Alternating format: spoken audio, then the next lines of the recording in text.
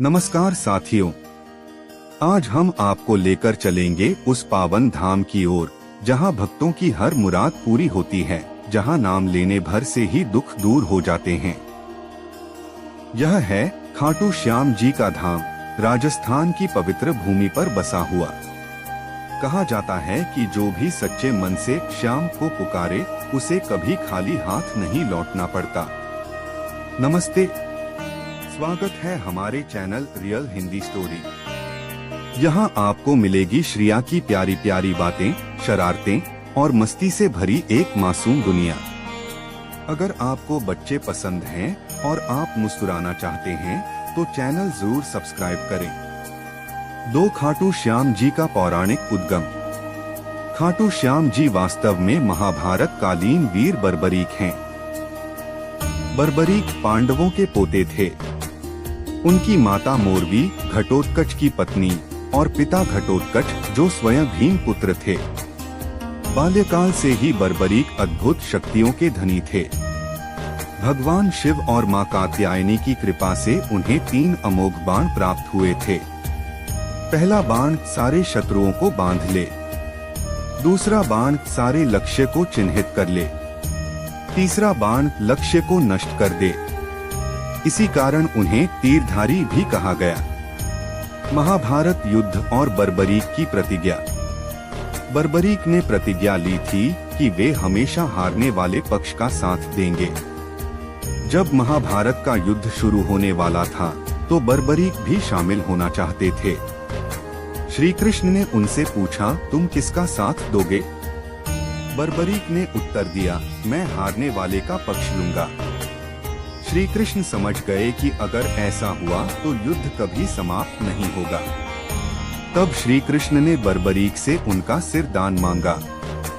बर्बरीक ने बिना संकोच अपना शीश श्री कृष्ण को अर्पित कर दिया। बर्बरीक का सिर और महाभारत का युद्ध। बर्बरीक का सिर युद्ध भूमि में ऊंचाई पर रख दिया गया।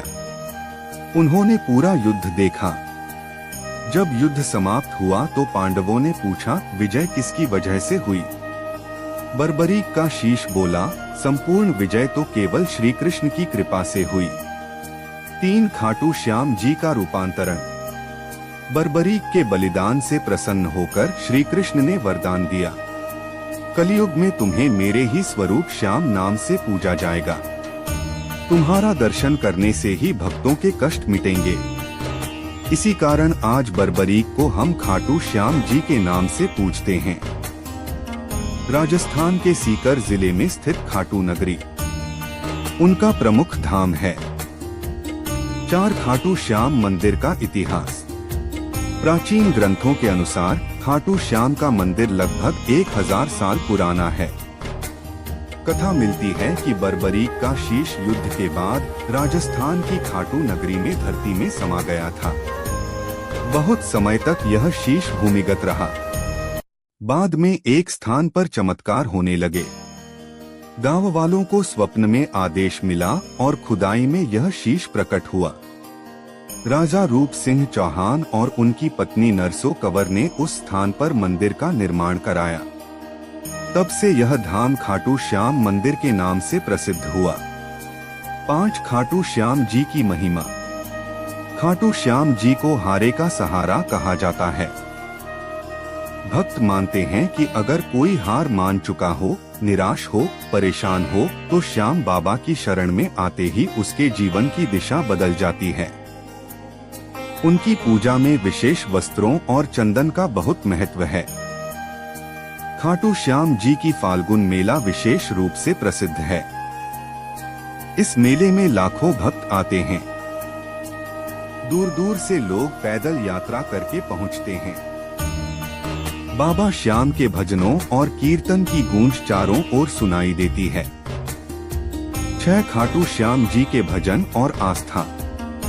खाटू श्याम बाबा के अनगिनत भजन प्रसिद्ध हैं। हारे का सहारा, खाटू श्याम हमारा। लाखों लोग जीवन की कठिनाइयों से पार पाने के लिए बाबा को याद करते हैं।